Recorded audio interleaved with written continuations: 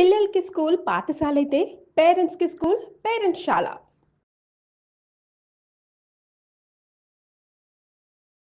నమస్తే అండి సురేష్ బాబు గారు. కీర్తి గారు నమస్కారం అండి. సో జూలై 1 నుంచి 31 వరకు సింహరాశి వారికి ఎలా ఉంటుందో తెలుసుకుందాం. సో మనం ఈ సింహరాశి గురించి తెలుసుకునే ముందు ఈ జూలై మంత్లో చాలా మంచి రోజులు ఉన్నాయండి.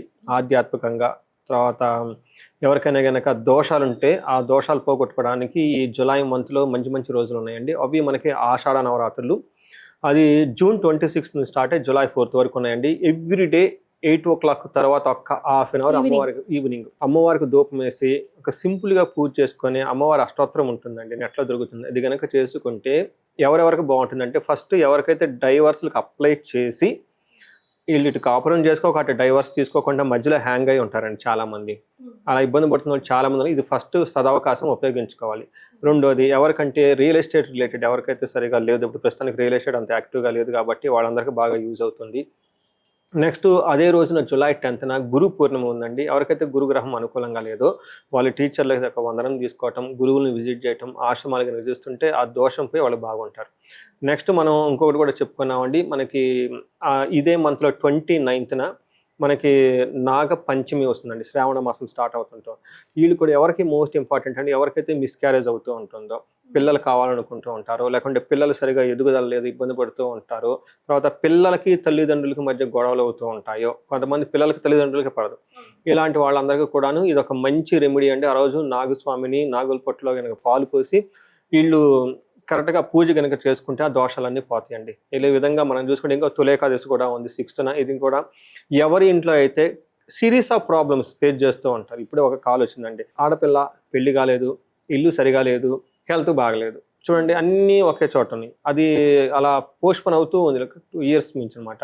ఇలా ఎవరైతే ప్రొలాంగ్డ్ ప్రాబ్లమ్స్తో బాధపడుతూ ఉంటారో తొలి ఏకాదశి రోజున వీళ్ళు ఇంటికి 2 పురోహితుల్ని లేదంటే రుద్రం తెలిసిన వాళ్ళని తీసుకొచ్చేసి చక్కగా వాళ్ళకు ఒక రుద్ర పూజ, మహాన్యాసపరక ఏకాదశి రుద్రాభిషేకం కనుక చేసుకుంటే ఆ దోషాలు ఏమైనా ఉంటే పోయేసి మంచి ఎదుగుదల వస్తుందండి ఆ ఇంట్లో. అట్లానే ఆ రోజున వేదాశీర్వాదం కనుక ఫ్యామిలీ మెంబర్స్ అంతా కనుక తీసుకుంటే చాలా బాగుంటుంది. The simple, easy and powerful remedy అండి ఆ రోజు కనుక చేసుకుంటే. మరి సో ఇక ద్వాదశ రాశిలో భాగంగా సింహరాశి చూద్దామండి. తర్వాత మఖ 1, 2, 3, 4 పాదాలు, పొబ్బ 1, 2, 3, 4 పాదాలు, ఉత్తర ఫస్ట్ పాదం అంతా మనకి సింహరాశిలో ఉంటారు.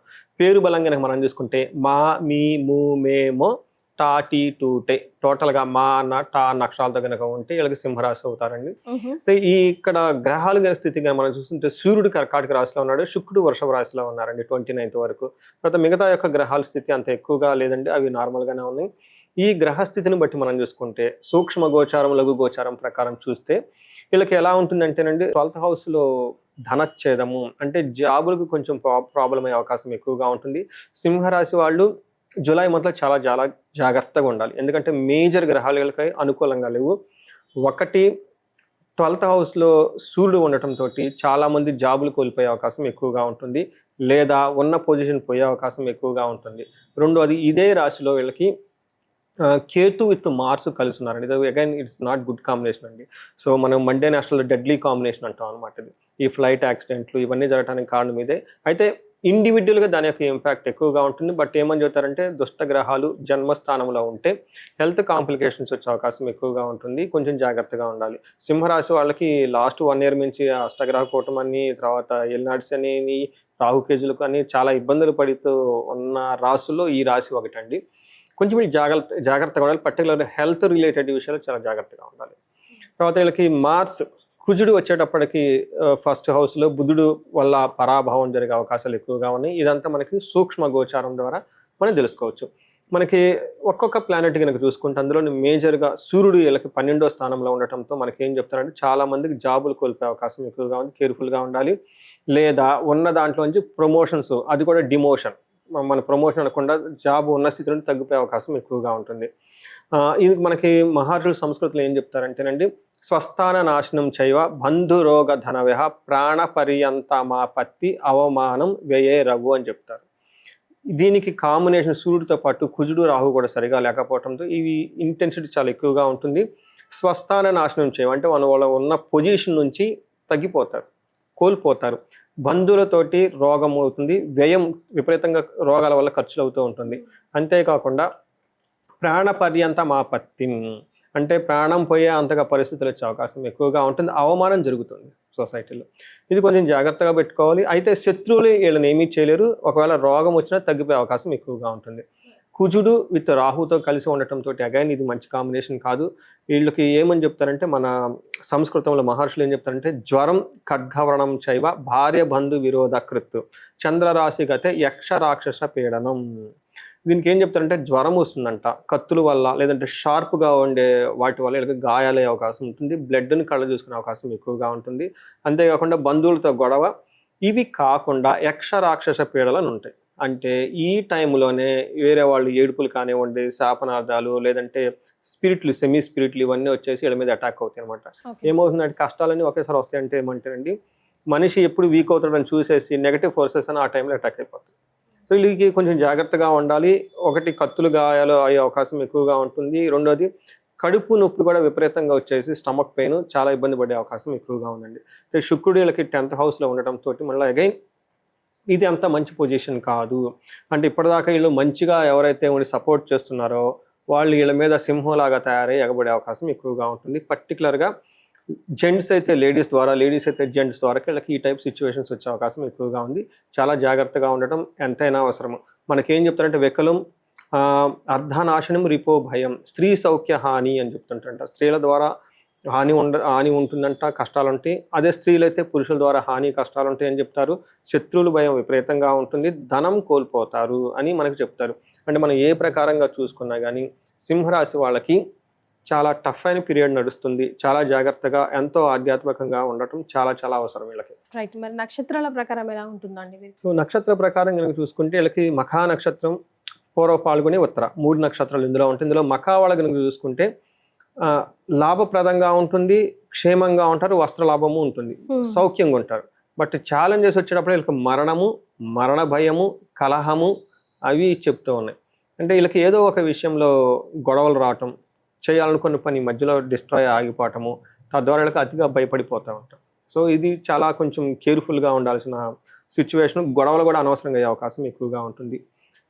నెక్స్ట్ పూర్వ పాల్గొని నక్షత్రం వీళ్ళకి సౌఖ్యంగా ఉంటారు, వస్త్రలాభం ఉంటుంది, లాభప్రదంగా ఉంటారు. కానీ ఛాలెంజెస్ వచ్చేటప్పటికి మృత్యు భయము, మరణము చూపిస్తూ ఉందండి.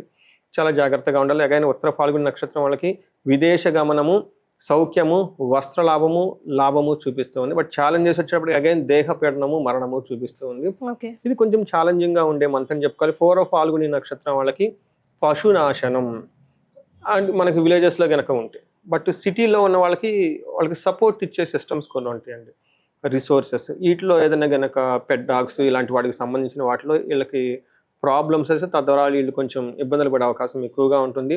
పూర్వ పాల్గొని నక్షత్రం వాళ్ళకి కొంచెం వైరల్ ఫీవర్లు వచ్చే అవకాశం కూడా ఉందండి, జాగ్రత్తగా ఉండాలి. ఎలాంటి రెమెడీస్ పాటించాలంటారు? సో రెమెడీస్ మనం చెప్పుకున్నాం కదండి. వీళ్ళకి కుజుడు, కేతువు, సూర్యుడు చాలా గ్రహాలు అనుకూలంగా లేవు. వీళ్ళు ఫస్ట్ లక్ష్మీ గణపతిని జపం చేయించుకోవాలి, హోమం కూడా చేయించుకోవాలి. అంతేకాకుండా నవగ్రహాలకి, ఎందుకంటే చాలా గ్రహాలకు అనుకూలంగా లేకపోవడం నవగ్రహాలకి జపాలు చేయించుకోవాలి, ప్లస్ హోమం కూడా చేయించుకోవాలి. లేదంటే గణపతి విత్ నవగ్రహ హోమం చేయించుకుంటే చాలా చాలా పవర్ఫుల్ అని మనం చెప్పుకోవాలి. వీళ్ళకి మృత్యు భయం అని చూపిస్తుంది కాబట్టి అమృత మృత్యుంజయ పాశుపత అభిషేకాన్ని చేయించుకోవటము, లేదంటే ఆయుష్ సూక్తం అని ఉంటుంది. ఆయుష్ సూక్తాన్ని జపం వీళ్ళు చేయలేరు, బట్ చేయించుకుంటే మంచిది, అది చేసేవాళ్ళు. వీళ్ళు కనుక ఏదైనా కనుక చేయించుకోగలుగుంటే ఇంటికి మామూలుగా సద్బ్రాహ్మణులను పిలిపించుకొని వాళ్ళ చేత కనుక హోమం చేయించుకుంటే చాలా బాగుంటుంది. సో వీటితో పాటు గొడవలయ్యే అవకాశం కూడా ఎక్కువగా ఉంది. అగైన్ వాళ్ళకున్న ఇంటెన్సిటీని బట్టి హారోస్కోప్ చెక్ చేసుకొని ఎగ్జాక్ట్గా ఏది ట్రిగ్గర్ అవుతుంది దానికి సంబంధించిన గ్రహ జపాలు, శాంతులు అన్నీ చేయించుకుంటూ ఉంటే చాలా వరకు బాగుంటుంది. బట్ నేనేం చెప్తానంటే న్యాచురల్గా మనకి ఇందాక చెప్పుకున్న వారాహి నవరాత్రులు కానివ్వండి, తర్వాత గురుడు సరిగా లేని వాళ్ళకి ఇవన్నీ కనుక గురు పూజ ఇవన్నీ చేసుకుంటే చాలా బాగుంటుందండి. బట్ ఒక్కసారి జాతకం చెక్ చేయించుకుంటే మంచిది. ఇంకొక ప్రికాషన్ వీళ్ళకి ఏం చెప్తానంటే, సింహరాశి వాళ్ళ ఇంట్లోనే ధనుసు రాశి కానీ, కుంభరాశి కానీ, మేషరాశి కానీ, మీనరాశి కానీ ఉంటే ఇంకా ఈ ఇంటెన్సిటీ చాలా సీరియస్గా ఉంటుంది, కేర్ఫుల్గా ఉండాలండి. ఎందుకంటే ఆ రాశులకు కూడా శని ఎఫెక్ట్ ఉంది.